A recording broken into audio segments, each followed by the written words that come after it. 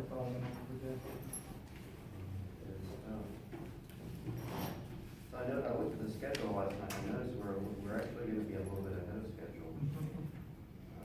We were supposed to start 6.3 today. Well, that's great. Okay, so we have the orthogonal decomposition theorem. We take y from some Rn, W is a vector subspace, and what else do we want? We want to say that we can write y as y hat plus z. So this is our orthogonal decomposition.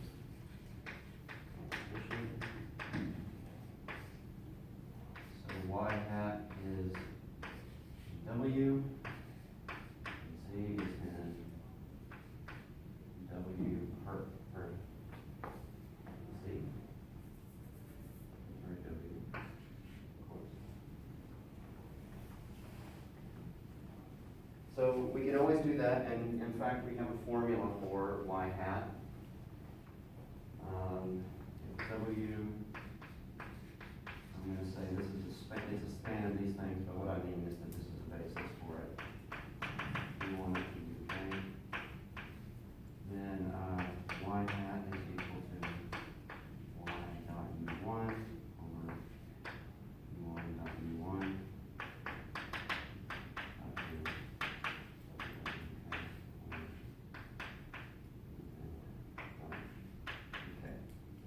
So this gives us, and then it's in the U1 direction. So this gives us I should say even more, this is an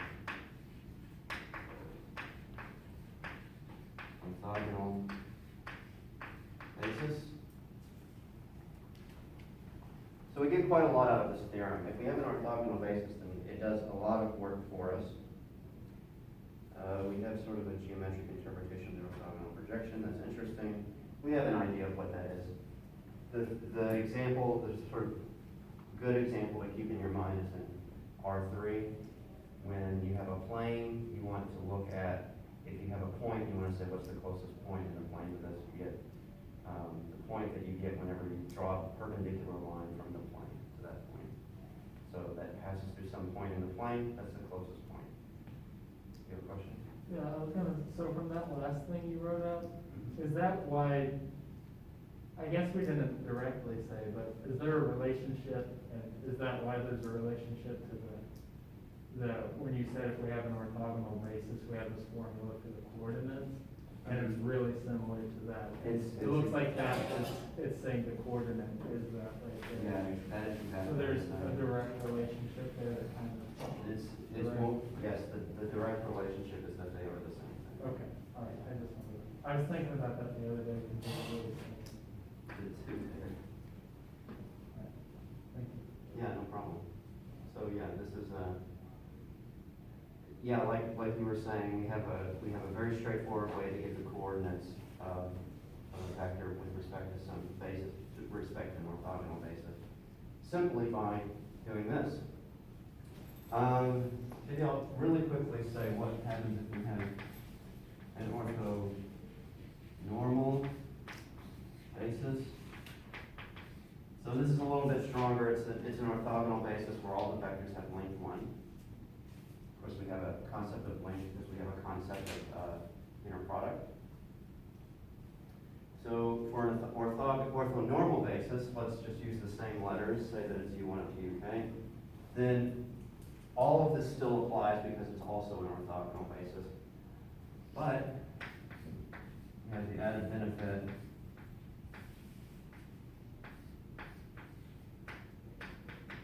that there's no denominators.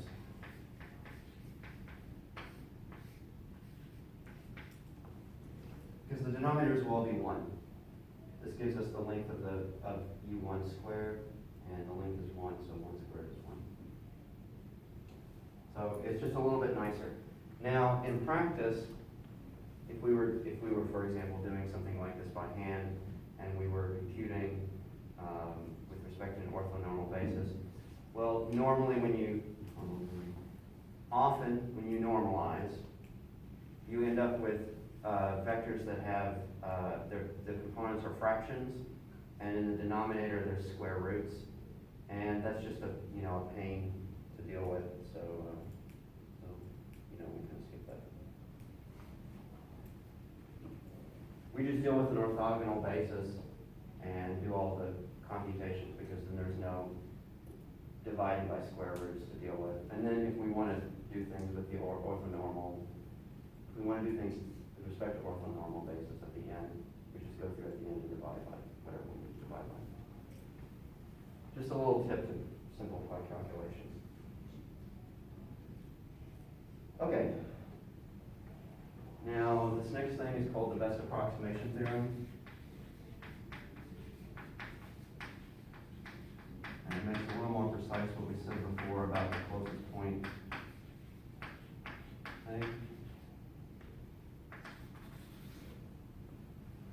Exactly the book word is.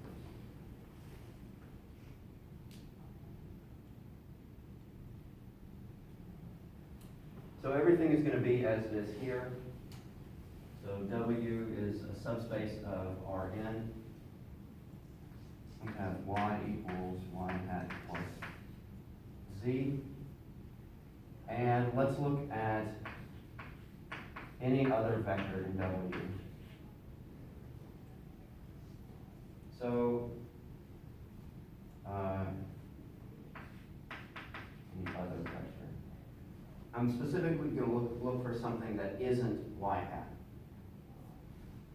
So if I look at the norm of y minus y hat, let me do this a little better. So we are looking for something in W that's close to y. And what we're saying is that y hat is the closest thing. So there's no better approximation in the space W than y hat. So what we have is more precisely the relationship that if we look at the norm of y minus y hat, which we define as the distance between them, then this is strictly less than y minus b. So this is any other vector inside the space W. It's always closer. And we want to show why this is true.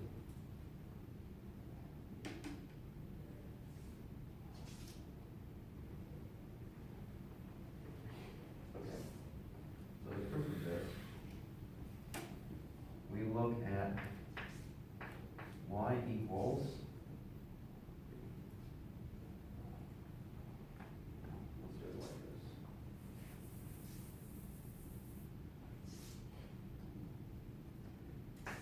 Y minus b equals y minus y hat plus y hat minus b.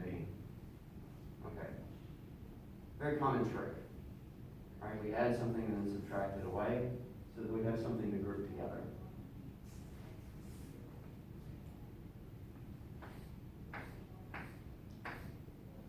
Okay? So we group it together like this. Now, this component is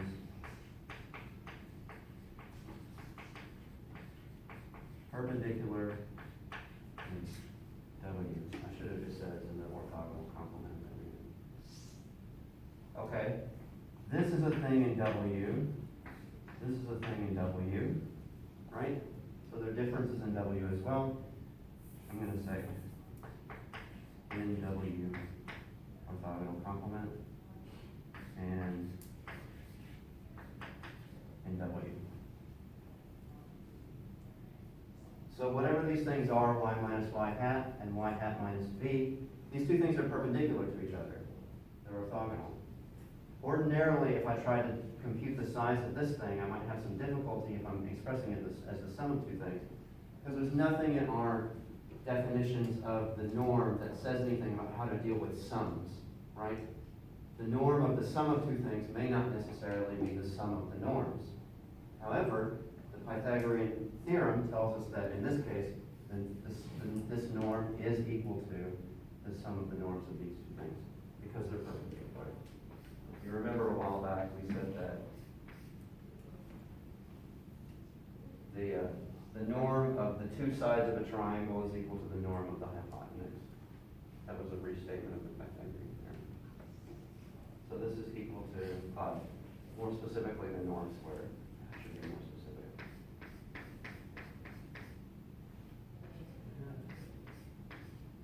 So this is the Pythagorean theorem. Okay? So if we look just at this part right here, this looks like the formula that we're trying to prove. We find that this thing this is at least as big as this, because it's got this right here. Right?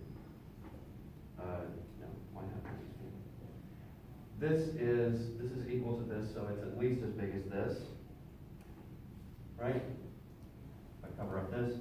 And this is non-zero because y hat and v are different. And the only thing that has a norm of 0 is the 0 vector itself. So this is bigger than 0. So if we get rid of this, we have to say that this is strictly bigger than that. And that's our formula. Any questions? Never any questions. Why do I ask? Ask me questions, come on. Okay, so we talked about the orthonormal basis. Now, let's, I should save this too. We get this nice formula right here. This is y dot u1 times u1. There's a way that I can rewrite this thing as a matrix and vector formula, a matrix and vector equation. So notice that y dot u1 is the same thing as u1 transpose y, or y transpose u1. Okay? So maybe I'll rewrite this as y hat equals u1 transpose y times u1. Now this is a little bit strange thing to write, because when I wrote this, I'm kind of saying that this thing is a scalar, right? The output of the dot product is a scalar, whereas this is a matrix multiplication, and what we're looking at is a 1 by 1 matrix. The dimensions don't match up. Well, if I kind of rearrange it a little bit more, then it's okay. Right, this is an n by 1 matrix, this is a 1 by 1 matrix. So in the end, I get a valid product, and it's a n by 1 matrix. So I do this for all of them.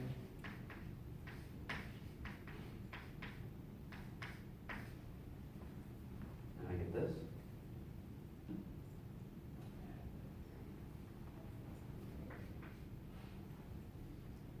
And so now if I stack these together as the columns of a matrix, the u vectors as the columns of a matrix, let me just write it.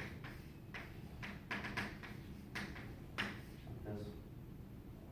And I can write this as u times the vector u1 transpose y times uk y. Right? So I've got my product, and now this vector. And now we notice that actually this vector, we can do a little bit more, because these are all rows that are being multiplied by some vector y. So if we made these the rows of some matrix, u1 transpose and so on, all the way down to uk transpose, we can write this as that matrix times y. That matrix, of course, is u transpose. So when we have the orthonormal basis, we have this very nice formula for the projection of y into that subspace, the subspace spanned by u. So I have equals the projection, the subspace spanned by those u's, which we're calling w. So the projection into w of y is simply u transpose y. So we have an orthonormal basis. How do we get the closest thing to y in that basis? We just do this multiplication, and then we got it.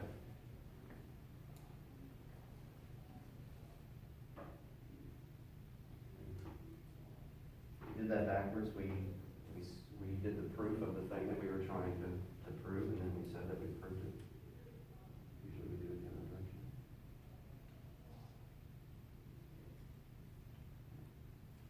Oh, what I wanted to say. This is in the case where this is a full rank matrix.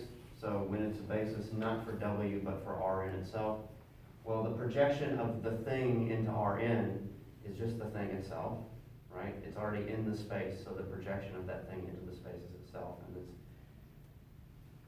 it's orthogonal to that space piece in the decomposition. It's just 0. So in that case, we should recover y hat equals y. Well, if it's an orthonormal matrix, when you multiply it by its transpose is actually its inverse. Right? For an orthonormal square matrix,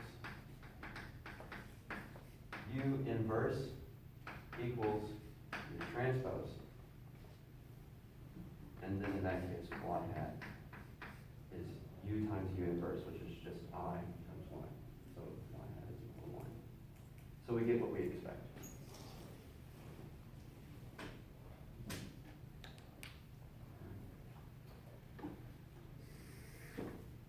Now, we move on to section 6.4. This is where we're going to get a little bit ahead of schedule. Don't think 6.4 will be on the exam, so it's okay. But we're getting exposed to it. We're letting everything slip in.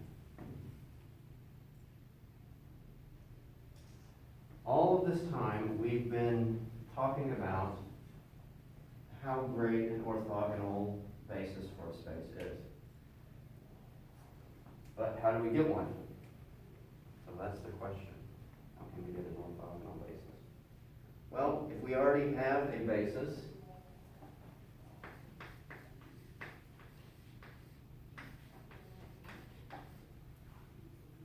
if we have, what would we say this is? A set of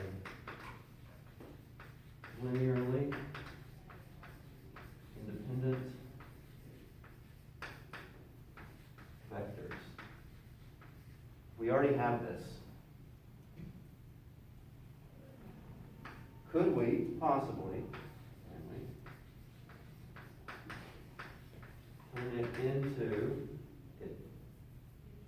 No, that's right. Turn it into an orthogonal basis. How do we produce one? We'll do it with an example first. Let's suppose that our two vectors are x1, which we're going to say is 3, 6, 0, and x2 equals 1, 2, 2. We start off our first example of trying to do this thing, this process, with two vectors because it's easy to see that they're linearly independent. One is not a scalar multiple of the other. For two vectors, that's true. If you remember, for three vectors, it's more complicated to figure that out.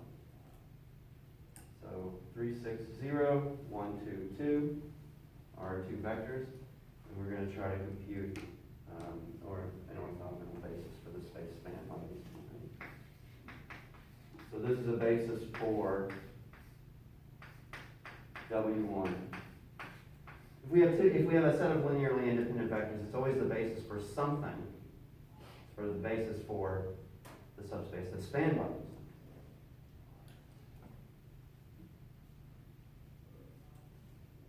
Before I start, are there any questions?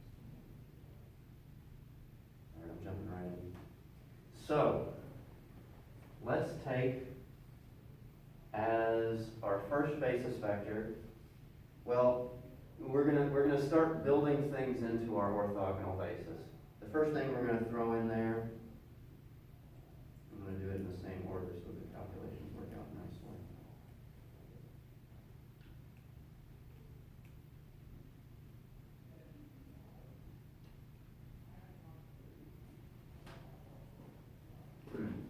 Okay.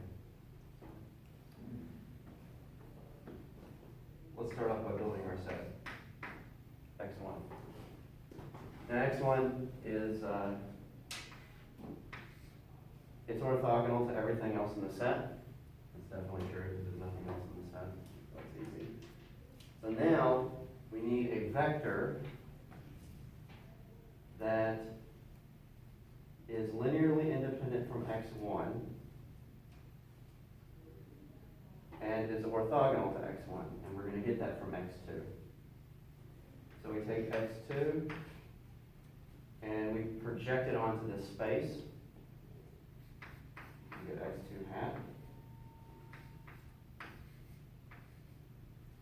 plus something that's perpendicular to the space spanned by x1, something that's orthogonal to the span of this basis.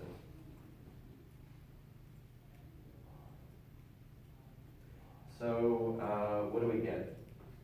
By the work that we did before, we get x2 hat is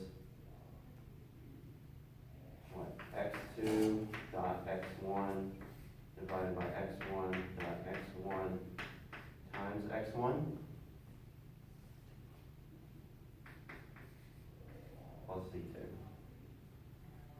All right, what's x2 dot x1? 3 plus 12 plus 0 equals 15. I really hope I got that right.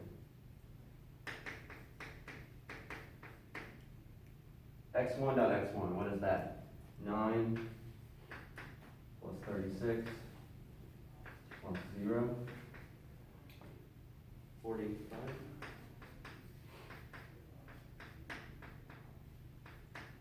Okay. So 1 divided by the other.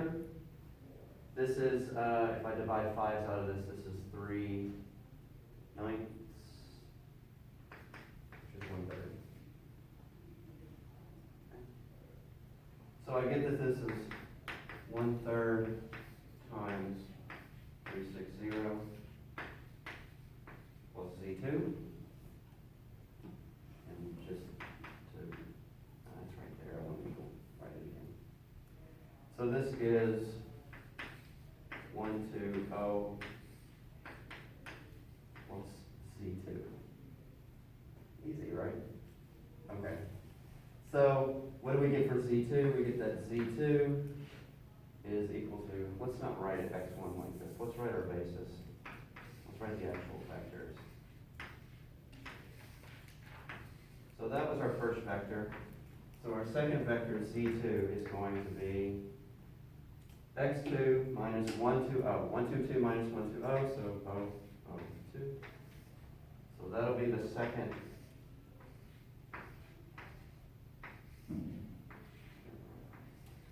That'll be our second basis vector. And now we have an orthogonal basis. I wanted something that was orthogonal to this thing and also linearly independent. Well, as we talked about previously, being orthogonal is actually stronger than being linearly independent. It includes linearly independent plus some extra stuff. So we automatically get that this is a basis. And, well, we know that we have two things. This was a two-dimensional space. It had a basis of two elements.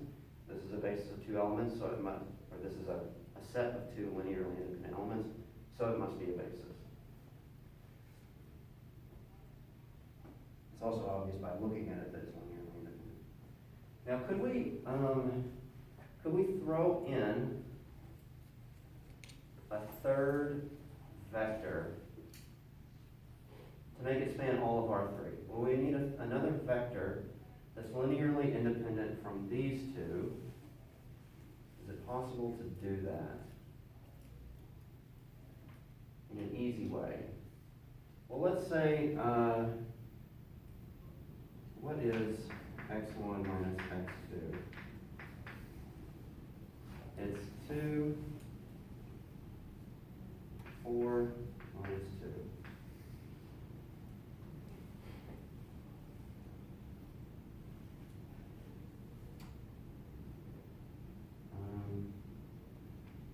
I was going to just change this a little bit so that it's not the difference of the two. I'm wondering, maybe I'm making a little bit of a mistake by trying to do this. 2, 4, 1. Okay, so let's say that this is, let's call this our third vector. And, oh, is this linearly independent? Well, how can we figure that out? We could take the matrix that's formed by these things, 3, 6, 0, 1, 2, 2, 4, 1. And we can compute the determinant. So if I go along this column, I get 3 times 2, 1, 2, 4. That's 2 minus 8, so that's 3 times negative 6. Minus 6 times 1, 2, 2, 1, so that's 1 minus 4, negative 3.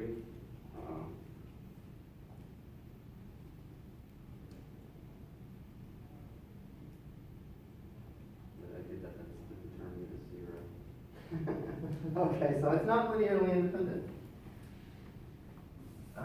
This is why you work from examples in the book and you don't try to do it on your own.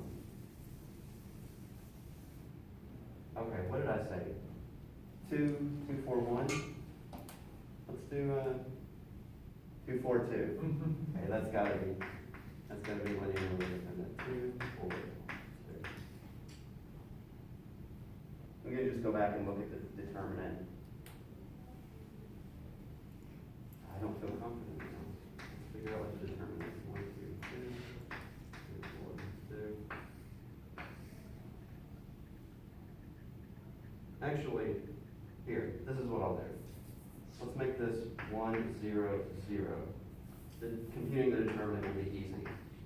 We'll compute along this column. So now the determinant is 1 times 12 minus 2, or 12 minus 0, so it's non-zero. Okay. Now I want to take from this and make something that's orthogonal to the space span by these two things. Well, how do I do that? I say that it's equal to x3 hat plus c3. So this is its projection into the space spanned by these two things. So that's in span of, we'll call them 1, 2, 3. And this is orthogonal to the span. Maybe I'll write it as in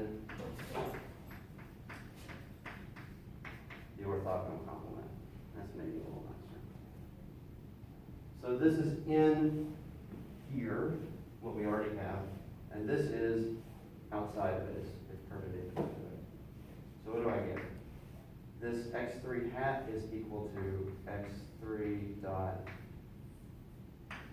x1 over x1 dot x1 in the x1 direction plus x3 dot x. What's column use? U. That's what we were calling them.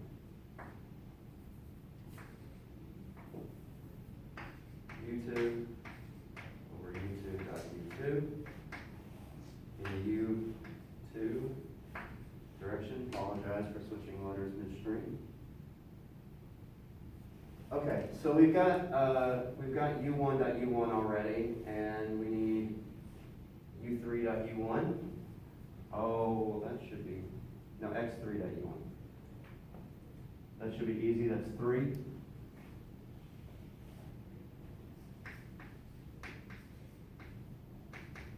That's 3. And then U1.U1 we already had, right? That was 45.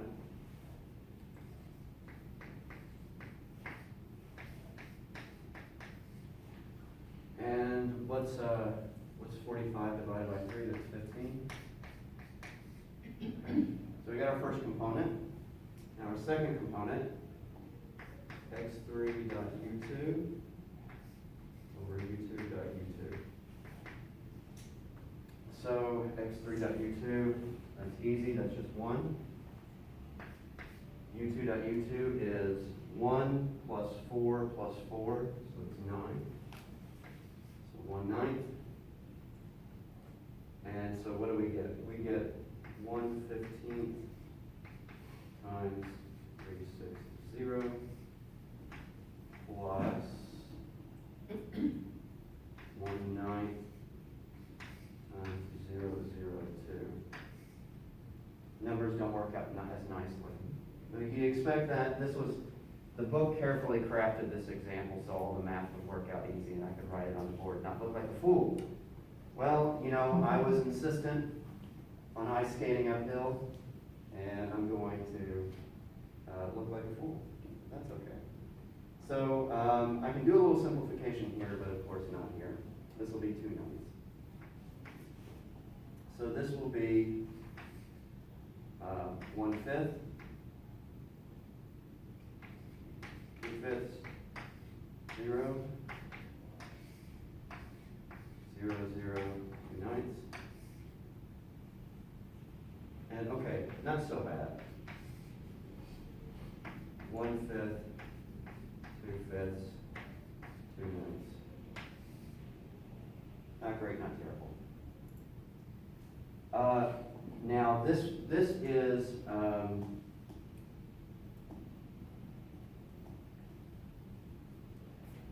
made a little mistake there. I didn't carry along my V3. Probably because I was thinking that I wasn't going to do the dumb thing of trying to make it all into one equation. Well, guess what? I did. Okay, so now I need to subtract this from this, and actually that's not too bad to get Z3. Z3 is equal to this minus x3 minus x3 hat, right? So it's the orthogonal piece that's left over. So 1 minus 1/5 is 4/5. 0 minus 2/5 is negative 2/5. And 0 minus 2 9s is negative 2 9s. There we go.